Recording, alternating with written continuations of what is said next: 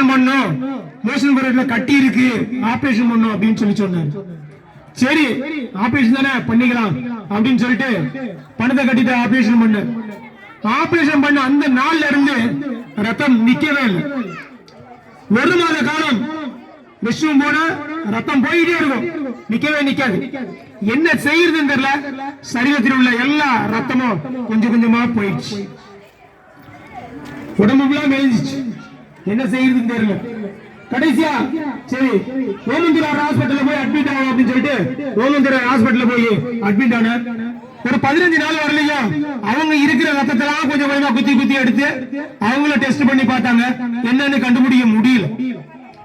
கடைசியா என்ன பண்ணாங்க, பயாப்சின்னு சொல்லிட்டு ஒரு டெஸ்ட் எடுத்தாங்க. அந்த மோஷன் போறது கட்டில இருந்து சதை எடுத்து ஒரு டெஸ்ட் பண்ணலாம்னு சொல்லிட்டு எடுத்தாங்க. எடுத்துட்டு 15 நாள் சென்று வந்து சொன்னாங்க, எப்பா உனக்கு கேன்சர் இருப்பா அப்படின்னு சொல்லிட்டாங்க. என்ன பண்றது ஒண்ணுமே புரியல.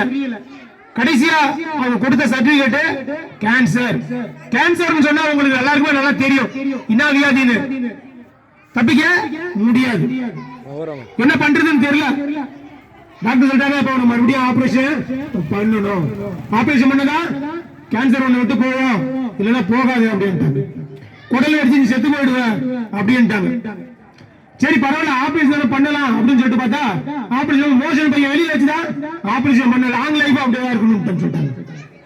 என்ன பண்றது, மனைவி இருக்கிறாங்க, 2 பொம்பளை பிள்ளைங்க இருக்கிறாங்க, வேலைக்கு போகணும், வீட்டு வாடகை கொடுக்கணும்.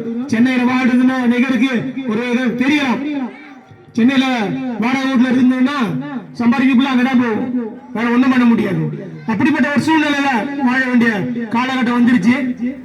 கேன்சர்ல இருந்து விடுதலை பெறணும்னா எல்லாரும் ஒரு விதத்துல பயமுறுத்துறாங்க, ஒண்ணும் பண்ண முடியாது, யார் டாக்டர் பார்க்க மாட்டாங்க அப்படின்ட்டு செத்து போயிடுறாங்க. 1 மாசம் சரி கட்டி கரைட்டுன்னு சொல்லிட்டு கேன் சாக்கு வச்சாங்க 1 மாசம். அதுலயும் கட்டி கொஞ்சம் கூட என்ன பண்ணல, கரையில என்ன பண்றதுன்னு தெரியல. நான் இருக்கிற வார்டுல மொத்தம் 24 பேரு, 23 பேருக்கும் டீப்பு மூலமா தான் சாப்பாடு. எனக்கு ஒருத்தர் மட்டும் தான் டீப்பு இல்ல. நைட்டு இருமுவாங்க, காலையில பார்த்தா ஐசியூ கொண்டு போவாங்க, காலைல அரை மணி நேரத்துல இறந்துட்டாங்கன்னு சொல்லிட்டு திருப்பி கூட்டு வருவாங்க. ஒரே வாரத்துல 9 பேர் இறந்துட்டாங்க. என்ன பண்றதுன்னு எனக்கு தெரியல. எனக்கு ஒரு பக்கம் அல்லு, ஒருவேளை நம்மளையும் காலி பண்ணிடுவாங்களோ அப்படின்னு சொல்லிட்டு ஒரு பக்கம் பயம்.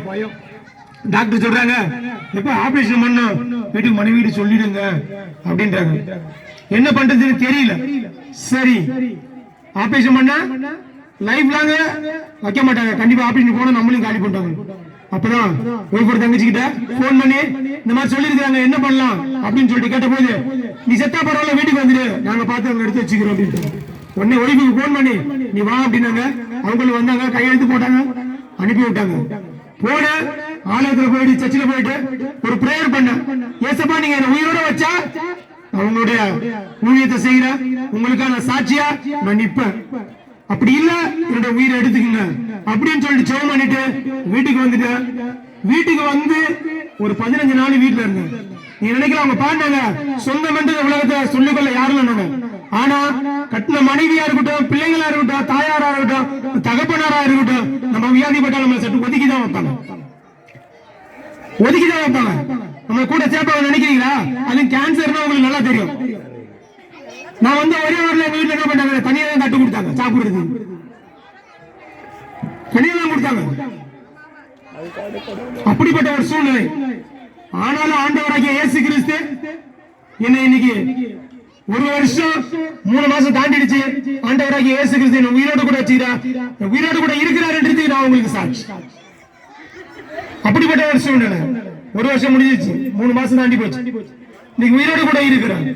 ஏன் இதை நான் உங்களுக்கு சொல்றேன்னா, இந்த உலகத்துல எல்லாரும் கைவிட்டாலும் ஆண்டவராகிய இயேசு கிறிஸ்து மாத்திரம் நம்மை கைவிட மாட்டார். அது எப்படிப்பட்ட வியாதியா இருந்தாலும் சரி நம்மளை கைவிட மாட்டார். என்னுடைய வாழ்க்கையில செய்த அதே அற்புதத்தை நீங்க பெற்றுக்கொள்ளணுமா? உங்களுக்கு சுகம் வேணுமா? நீங்க நான் சமாதானமா வாழணுமா? வியாதி உங்களை விட்டு போகணுமா? ஒரே ஒரு வார்த்தை இயேசுன்னு சொல்லி கூப்பிட்டு பாருங்க. இயேசுன்னு சொல்லி நீங்க கூப்பிட்டு பாருங்க. என்னுடைய வாழ்க்கையில செய்த அதே அற்புதத்தை தேவன் உங்களுக்கு செய்வார். என்னுடைய சரீரத்தில் இருந்த கேன்சரை நீக்கின தேவன் உங்களுக்கு அதே செய்வார். நீங்க கூப்பிட்டு பாருங்க. ஒரே ஒரு சான்ஸ், நீங்க எங்க போயிருப்பீங்க. நீங்க வியாதியா இருக்கிறீங்களா, இல்ல படுக்கையில இருக்கிற, எழுந்திருச்சு போக முடியலையா, எங்கேயோ போயிருப்பீங்க. ஹாஸ்பிட்டல் போயிருப்பீங்க, எத்தனையோ குழந்தைங்களுக்கு போயிருப்பீங்க. ஆனா சுகமாகலையா, ஒரே ஒரு சான்ஸ் கொடுத்து பாருங்க. இயேசுன்னு சொல்லி நீங்க கூப்பிட்டு பாருங்க. என்னுடைய வாழ்க்கையில என்னுடைய கேன்சரை இன்னைக்கு தேவன் உங்களுடைய வாழ்க்கையில அற்புதம் செய்வார், அற்புதம் செய்ய போகிறார். நீங்க ஒரே ஒரு சான்ஸ் கொடுங்க, ஏசப்பான்னு சொல்லி கூப்பிடுங்க. தேவன் உங்களுக்கு சுகத்தை